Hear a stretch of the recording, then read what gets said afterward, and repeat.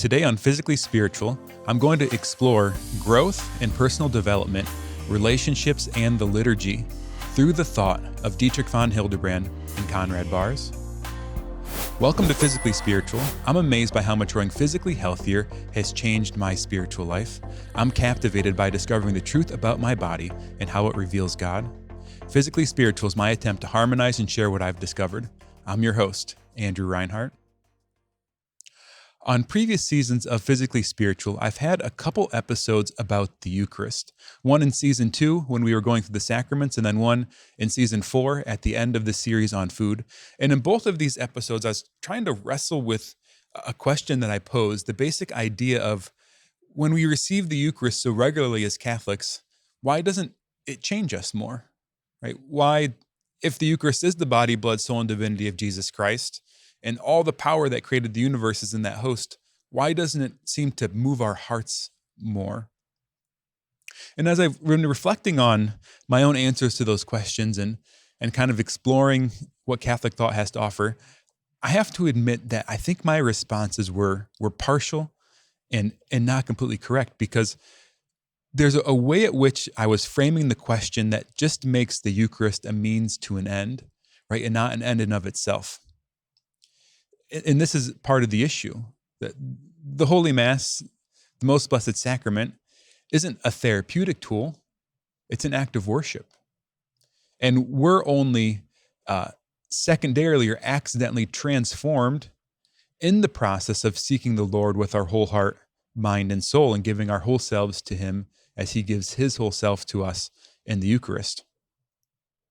So in order to explore these themes a little bit more deeply, I'm going to be digging a bit into the Church's philosophical tradition in the 20th century with Dietrich von Hildebrand, and also revisiting some concepts from Dr. Conrad Baars, whom I explored in season 3 of the podcast as we were talking about emotional health. So first, I want to just talk a little bit about self-help, selfishness, and holiness. I think to really dig deep into this question, we have to start with a bit of philosophy. All of modern thought of philosophy, from a secular perspective, began, from most people's perspective, with the posit of René Descartes, which he starts his philosophical system with the statement, "I think, therefore I am." Right? This simple affirmation of self-existence being the one thing he couldn't deny or couldn't doubt. And by using this hermeneutic of doubt, looking at everything else in the foundation of classical thought, he basically said that in every other case, he couldn't have absolute certainty, what's sometimes called a apodictic certainty, about any other claim other than simply the truth of his own existence, his own being, based on his awareness of his own awareness. But starting the philosophical system out this way puts us in a bind, in a position of isolation. And a lot of modern philosophy going forth from that point is trying to deal with and wrestle with this issue that we're sort of stuck in ourselves, stuck in our own mind, and we can't really account for the world that's out there, nor other people whom are also thinking beings. And then with that, there's a certain invulnerability, right? I'm sort of a self-contained power that exerts my power on the world around me to reach the ends which I want. But I'm not really a part of the world or a part of nature, and I'm not truly like vulnerable to the world around me. There's this isolation, this wall, this sort of moat between me as a person and the outside world. And there's a movement in philosophy at the beginning of the 20th century called phenomenology, which started to, I think, put some cracks in this kind of solipsistic approach to philosophy. See, one of the high points of modern philosophy was the thought of Immanuel Kant. And the way that he sort of wrestled with this issue of the self being isolated from the world around it was an idea that he had that while we do have an experience of things outside of ourselves, we don't have an experience of the truth of those things. We just experience phenomena. We don't experience, in contrast, what he called the noumena. So the thing itself, the substance, just think of a thing in nature like a tree, right? That tree has a certain nature. its treeness, its essence, its self-organizingness. And that's its noumena. But on the other hand, what we're actually experiencing when I see the tree, when I touch the tree, I'm experiencing the phenomena of the tree. So it's like kind of a projection or a representation of the thing that's then also affected by my subjective experiencing of it. So in this, he's sort of explaining the fact that while we do experience things outside of us, we don't experience the things in themselves. There's this layer between us and the other thing. There's this insulation between me and the rest of reality. And the basic claim of phenomenology in the school of phenomenological thought, which really started with Edmund Husserl, but was built on the a development of the system of Franz Brentano, was this basic claim that all consciousness is intentional. It's intentional, meaning it's directed toward the thing in of itself. And he sort of works around this question, not by worrying about the thing out there, but by spending time focusing on the experience of the thing in consciousness. So he accepts the world as given and things in the world as being given to us, meaning that reality has a certain vulnerability to it, that I can't help but experience the things that are around me, and the things that are around me can't help but give themselves to me. There's a mutual giving, a mutual exposure of different things in reality to one another. And there's really nothing we can do in our will to prevent this. I'm given to you, and you're given to me. And from this school, there was a lot of Catholic thinkers who grabbed onto these ideas, and while most of them had some kind of critique or adjustment to the thought of Edmund Husserl, they all picked up these basic ideas to then reapproach the things in themselves, to start asking the question about being. One of the things we have to face, though, is that in our modern context, in our modern world, we're still operating out of this, largely out of this sort of Kantian view of the world. This is the philosophy that was behind a lot of classic liberal thought that has gone into our economic system. This is also the philosophy that goes behind our relationship with nature. Right? A lot of what we as human people do when we approach nature is we want to form nature by imposing our power upon it. So the idea is that nature is there, and we're not a part of nature. Right? I'm a human person that's somehow separate from nature. And then I can impose my power on the sort of raw material of the world to make of it what I want. And by doing this, I can then extend my power even further. And we typically try to do this for the greater good, right? For the creation of wealth, for the production of commodities, in order that people can be lifted out of poverty, or for the procession forward of medical science and being able to cure diseases. But at base, the problem isn't the fact that we're doing all these good things. The problem is this basic relationship of, you might call it animosity or conflict, or the imposition of power between persons and nature. The classical viewpoint and the Catholic viewpoint is that we as persons, we are part of nature, that I myself am an environment, and that I'm vulnerable to the world around me, that I experience the things in and of themselves, and those things change me whether I want them to or not. I can't by my will put up a force field. So everything I experience imprints on me and changes me and affects me, and I can't help but experience the world around me. And then as I go through the world, I can't help but give myself to the world as other people and the things around me receive me as I interact with it.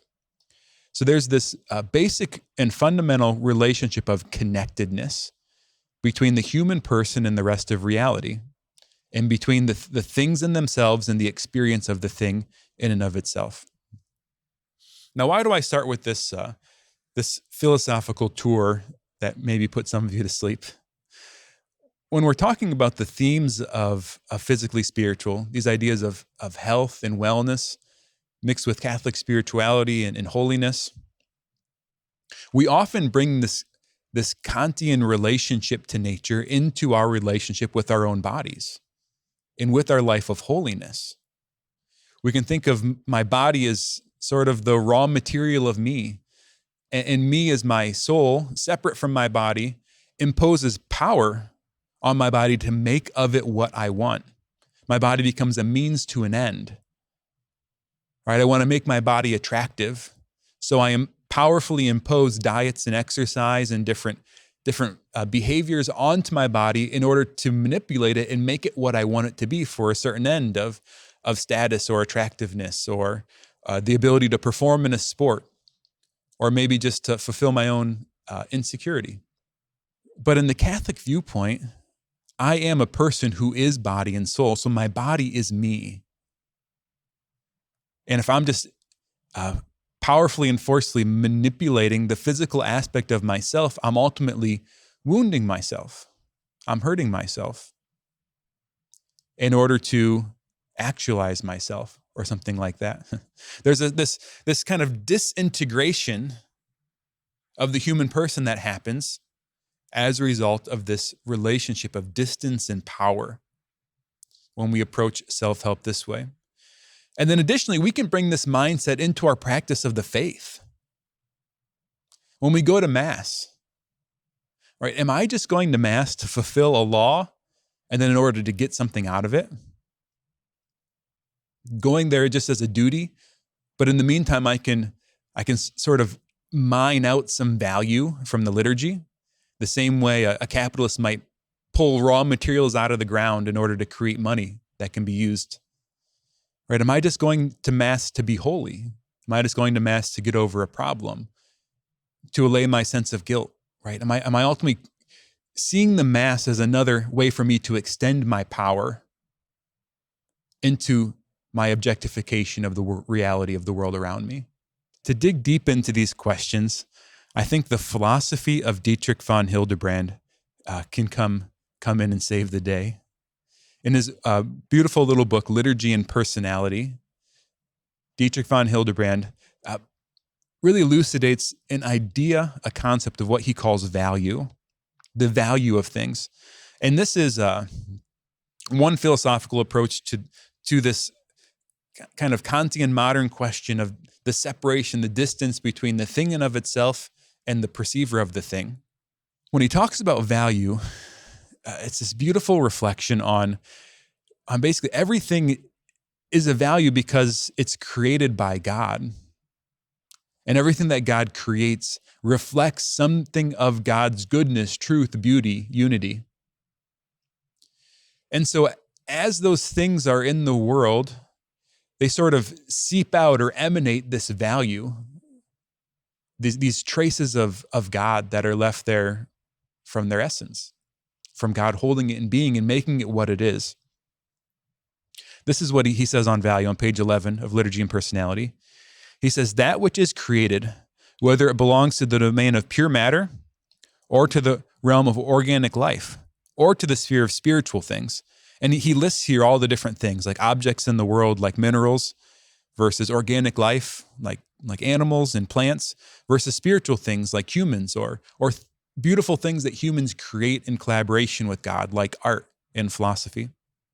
He says, these exist in order to imitate and glorify God by fulfilling the divine idea in its regard and simultaneously bringing to fruition the fullness of values to which it is ordained.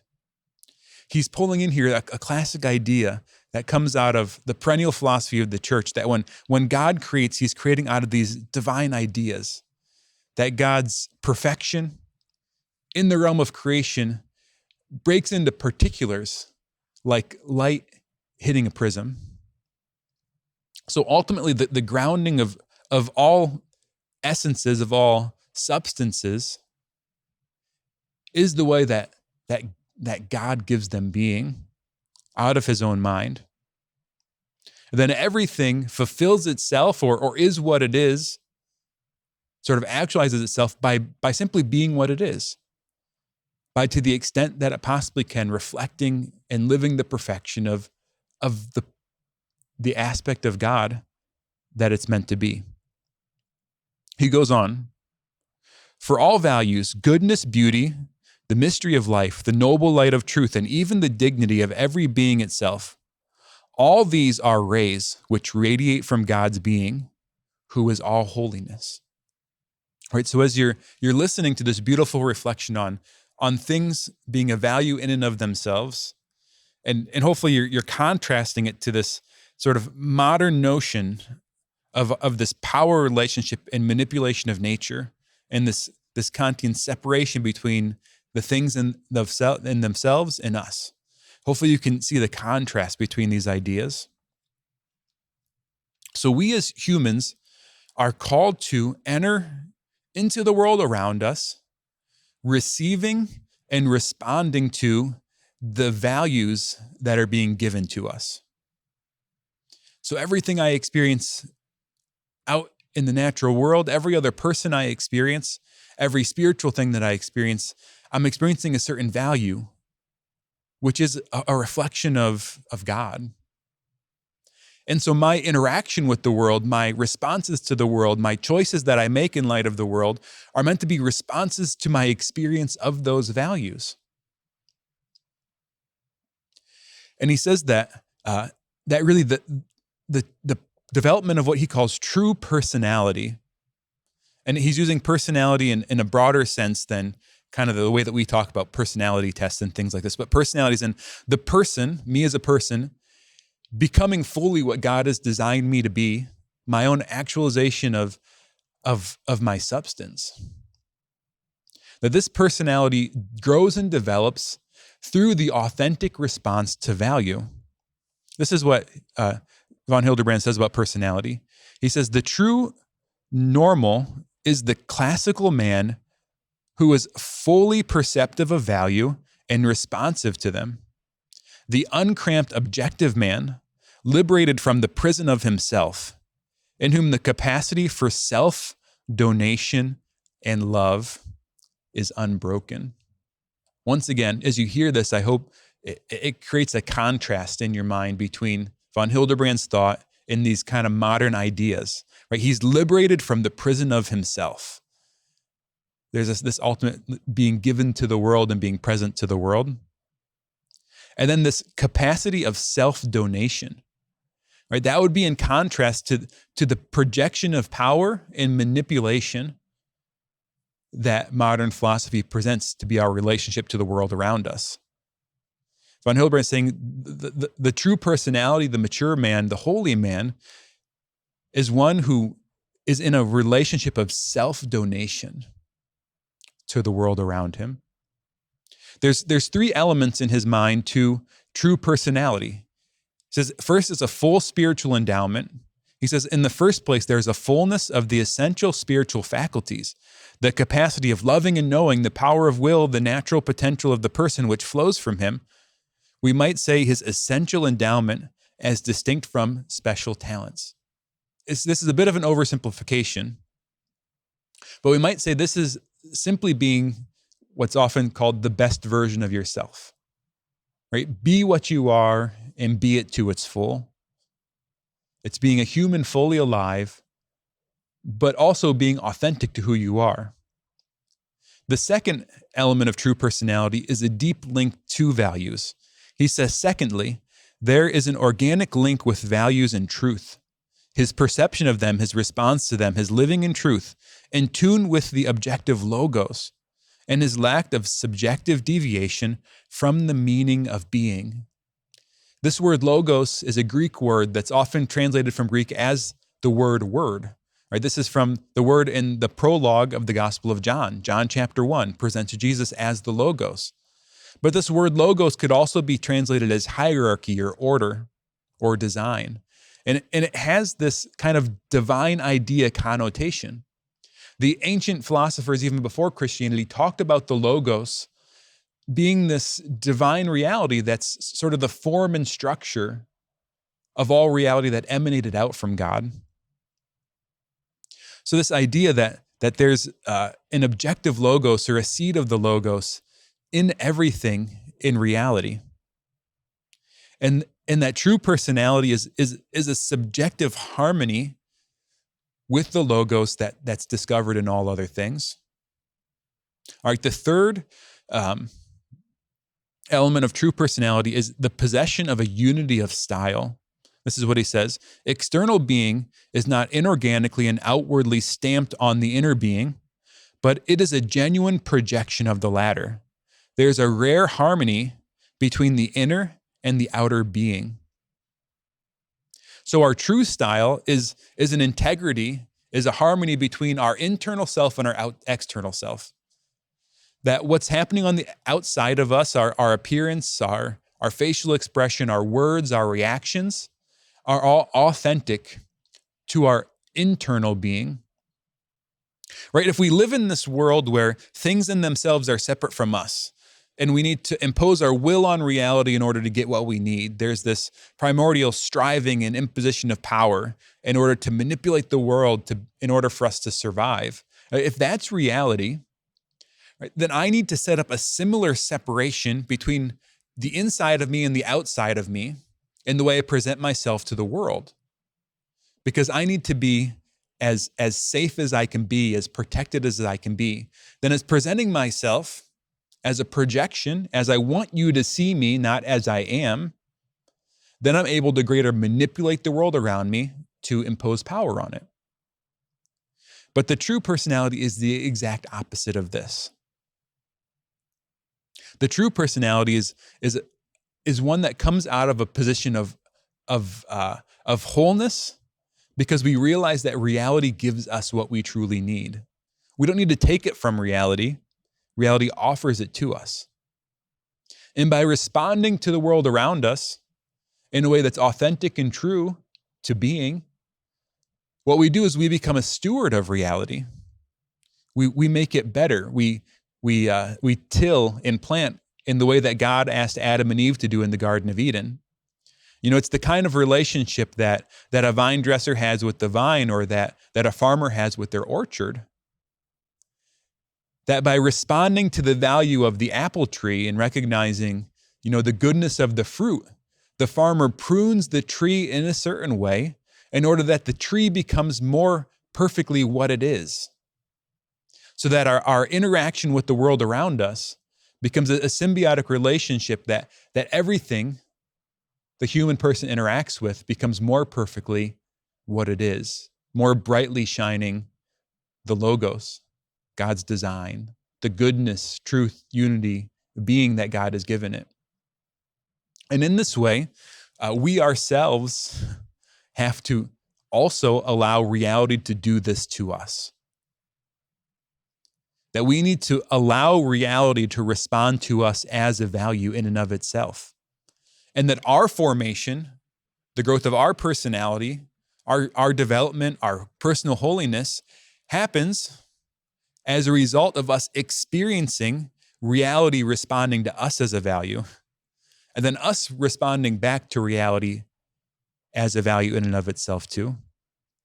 This is what von Hildebrand says about this process. It's the man who has been melted by the sun of values, above all the man who has been wounded by the love of Christ, is also lovingly open to every man and has entered into the objective unity of all. So we can pull our faith into this, our spirituality into this, and understand that we don't just experience God as God has revealed himself in nature, the three ways that God's present to nature, that he's created it and holds it in being, that he knows it all, and that he guides it all by his providence, right? So there's a way that we're in contact with God by being in contact with what God has created, ourselves and others. But God has given us more than this, right? God has given us a supernatural life with him, the life of prayer, the life of revelation, the life of theology, the life of mysticism, the life of the sacraments. And in all these places, we encounter the supreme value that's reflected in every other thing we experience in the world. And this experience of value, I love this image, melts us like the sun. And it's this melting which is the true development of our personality. That's what true growth is, what true holiness is. So this fundamental attitude toward reality, this posture toward reality, that's a vulnerability to value, von Hildebrand describes as reverence. He says reverence is the fundamental attitude toward being in which one gives all being the opportunity to unfold itself in its specific nature, in which one neither behaves as its master nor acts towards it in a spirit of familiar conviviality. So we allow each thing to be what it is and allow it to unfold, and then we receive it as it is. And then we don't master it, then we also don't handle it too lightly, right? There can be a sort of irreverent handling of things uncarefully without the love that's due. And in this space, we have this true reverence toward reality. He says the egocentric man, on the other hand, as opposed to the true personality, the egocentric man, somehow, he says, the egocentric man transforms his giving himself up to value into a means of his own perfection. He is not interested in this perfection because of the glorification of God, but because of his own perfection. So the egocentric man can even make his entry into the world of values, this reverence, a means to an end. Because he isn't trying to glorify God and give the world around him glory in its due. He's using God and the world around him and his experience of those values as a means to an end, as a means to his own self-development, his own perfection, his own holiness. So as you're reflecting on these ideas from Dietrich von Hildebrand, I hope it's just causing your mind to light up and think about the way that self-help works, the way that people talk about self-development and growth and rise and grind and all these phrases that we use about personal transformation and becoming who we're called to be. And that this hopefully starts to enlighten a shift in posture toward the world around you, toward an authentic growth, a development of true personality that comes out of this place of vulnerability to reality and reverence towards reality and reverence toward the self. I want to shift now to a thinker that I've talked some about before in season 3, to Conrad Baars. So when I talked to him about Conrad Baars before, we talked about this idea of affirmation and the affirmed person. And I think there's a beautiful connection between the thought of Dietrich von Hildebrand and the thought of Conrad Baars. So Conrad Baars presents this idea of affirmation. It's the basic experience of someone else experiencing you as a good in and of yourself. So this is what he says what affirmation is. He says, affirmation, authentic affirmation, is first of all a state of being, and only secondarily may it lead to doing, to acts, or to words that maybe complete the affirmation of the other.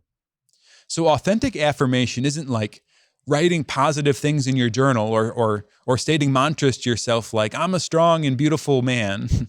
That's a kind of self-affirmation that's really a futile effort to pull yourself up by your own bootstraps. Authentic affirmation is the full attention of someone else's full being. It's the capacity of someone who is emotionally mature and affirmed themselves, and it's not a technique, and it cannot be simulated by an act of the will. This is what Conrad Baars says on affirmation. He says, in order to become open to all existing goodness, and thus to find happiness through affirming that goodness, whether in beings or things, you first have to be yourself. In order to be yourself, you must first become yourself. In order to become yourself, you must first receive the gift of yourself. In order to receive the gift, there has to be another who gives without taking, without demanding anything, who gives what is not his or her own, but yours, your own goodness. The other can do this only when the other is already happy with himself or herself, and thus open to the goodness of all else. So affirmation is the experience of somebody else experiencing you for your own goodness. And he describes this process in 3 steps. They're aware, attentive, and present to you. They're aware, attentive, and present to you. And then they're moved by you. They feel attracted to you, and they find delight in your goodness and worth. And then finally, they permit their being moved or being attracted by you to be revealed simply and primarily by psychomotor reactions. These are visible, sensible, physical changes which are part of the being moved. So the person is affirming you when they're aware, attentive, and presence. They're moved by, feel attracted to, and respond to your goodness and worth. And then they simply permit that to be seen by a simple, authentic reacting, by the reaction of their face, by their posture, by their words, by their choices. It's an authentic flowing out to your goodness, to your truth. This is what authentic affirmation is. And the affirmed person who can affirm others is the person who's experienced this as the core of them receiving their identity. So let's think about this in this kind of idea of self-help, this relationship to nature that we've been talking about. That my authentic growth as a person comes from my receiving this affirmation from others.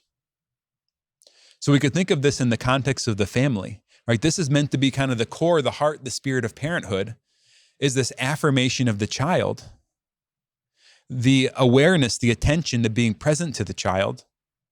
Then they're moved by, feeling attracted to, and delighting in the goodness of the child. And then there's this authentic response to the child that's visible. The child sees the response of the parent.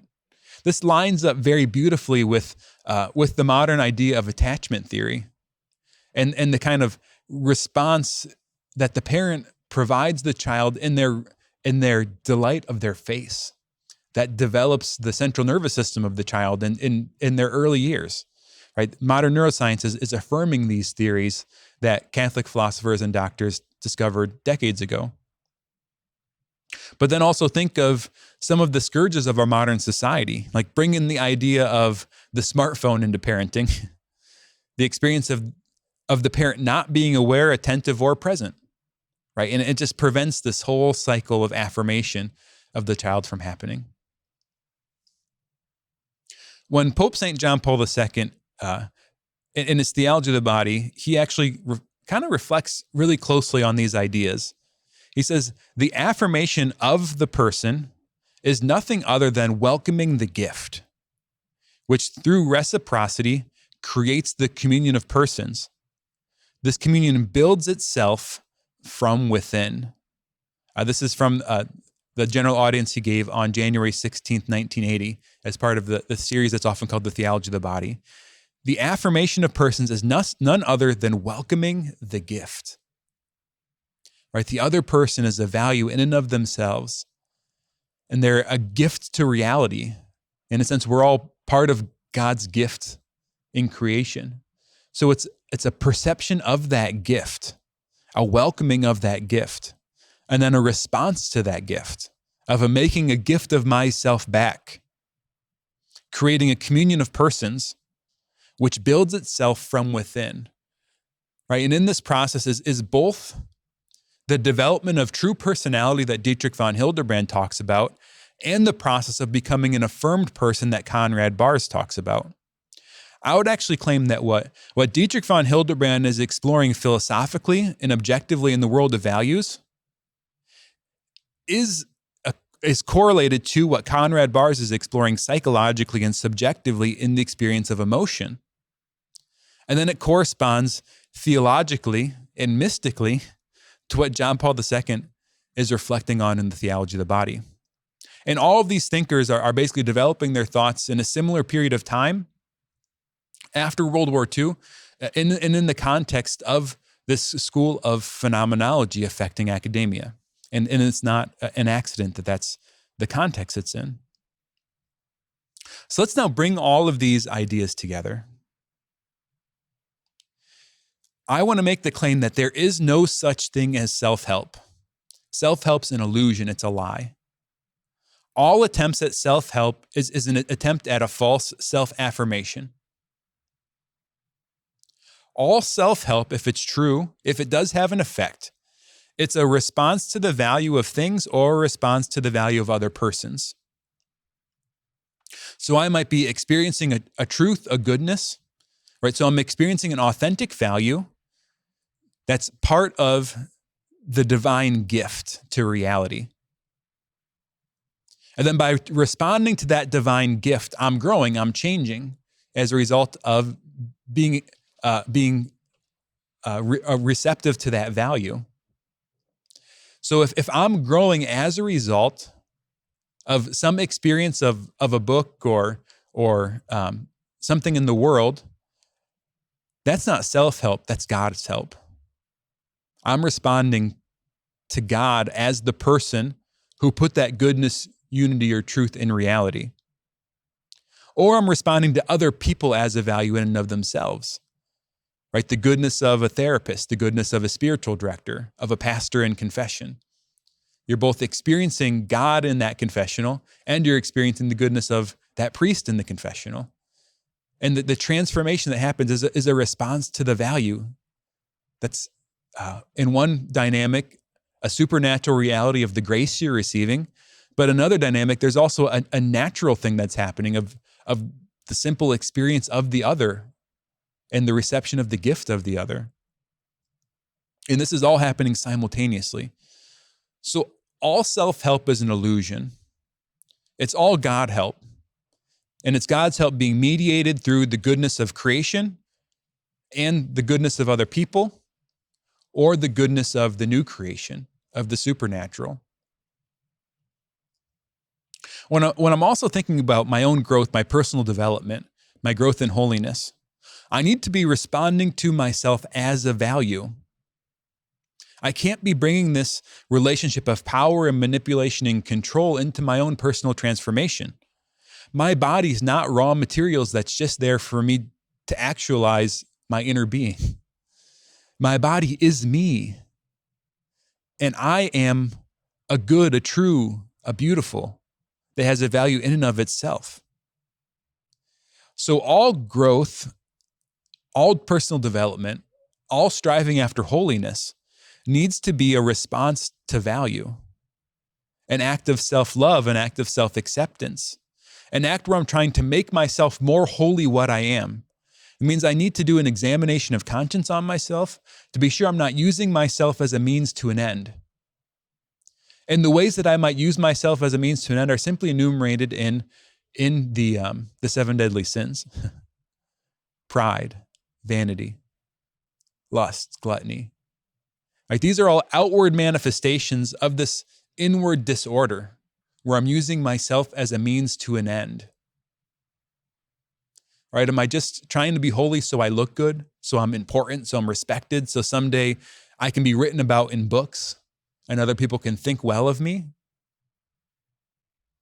Is it just pride and vanity? Am I just eating this food to feel better? To have a certain look? To have a certain strength to manipulate the world around me, or have a certain attractiveness in order to get the right spouse? Right? Am I just imposing my power on myself and making myself a means to an end? In our faith, the gift of our faith, the sacraments, the beauty of God's revelation, the scripture, prayer, is it just another tool that I use to impose my power on reality? Or am I authentically responding to God as a value in and of itself and myself, receiving God's affirmation of my being and receiving God's affirmation through others who he's put there to love me, my parents, my friends, my pastor, my spiritual fathers and mothers. And by receiving that value, allowing me to be vulnerable to reality and transformed by it, to receive myself from the world around me so that I can then give myself out as a gift to others in response. Right? This is true self-development. This is true growth in holiness. This is the Christian version of personal development. Now let's circle back to where I started. I started talking about previous episodes where I talked about the Eucharist, or about the sacraments or about the liturgy. Right? There's a way at which we can bring this mindset of use, of power, of selfishness, of egocentrism into the liturgy, into the Mass, into the Eucharist. The Eucharist is not there to make us holier. The Eucharist is there primarily because God is responding to us as a value in and of ourselves. Right? So the sacraments are God's response to humanity in light of the incarnation. There's a beautiful way of thinking about the Trinity in light of these ideas, right? Because you have a Father, and a Father is a Father because he has a Son. So you have a Father and a Son responding to one another as values in and of themselves, infinite values. And the only infinite response to value possible would be another divine person, right? So you go back to the ancient Augustinian analogy of love with the Trinity, that the Holy Spirit is the love between the Father and Son. We might say in von Hildebrand's language that the Holy Spirit is the response to value between the Father and the Son. And the sacramental reality is the consequence of the second person of the Trinity becoming human. So the incarnation, now Jesus Christ, eternal Son of the Father, is now fully human and fully divine. So the response to value between God the Father and God the Son as incarnate now has an incarnational manifestation, and that's the sacraments. So by entering into the sacraments, we're entering into the response to value between the Father and the Son, this eternal love relationship. And we receive what? We receive the Holy Spirit. We receive divine life. And we're melted away in the Son of these values. Like that's what's happening in the liturgy. In the Eucharist, God is vulnerably exposing his response to value and demonstrating the process of affirmation. So God is aware, attentive, and present to us. And then he's moved by, feels attracted to, and finds delight in your goodness and worth. And then permits his being moved and attracted to you to be revealed simply and primarily. The sacraments are God revealing that he's being moved by and attracted by you simply as yourself. So we enter into the liturgy by receiving God's affirmation, by receiving God's response to us as a value, and then we respond to God by receiving him as a value in and of himself. And it's in this dynamic of mutual receiving and giving, of becoming gift, of receiving gift and becoming gift, that we glorify God in a posture of reverence. We're doing it for God's sake, and we're only secondarily transformed. So the sacraments are only secondarily therapeutic. It's primarily this receiving God's response to our value and us receiving God as a value. And in the midst of that authentic reception and response, then the sacraments also have this fruitfulness where I'm transformed, I'm melted away, I'm affirmed, I become more truly and perfectly what I am. And by doing that, I more perfectly become the image of what God's created me to be, actualizing my being, becoming that expression of the Logos that I am in creation, reflecting God's truth, goodness, and beauty in a way that's more profound and extreme. So this is, I believe, the context, the framework for true Christian self-development, self-help. It's all God's affirmation, God's help. And by entering into the world around us, truly responding to value, allowing ourselves to be affirmed by reality, and then giving ourselves back as a gift. That's what becoming a gift looks like, and that's what becoming holy looks like. Thank you so much for being a part of Physically Spiritual. Every moment of the show you've watched, know that I'm grateful that you've given your time to this. I'm so passionate about the message that I'm trying to share, and I'm excited about the future of the show. So thank you for every like, every view, every watch, every follow, every comment, every rating you give in the show. And a special thank you to all you that are already members of the Awakened Nation. So thanks again for supporting the show.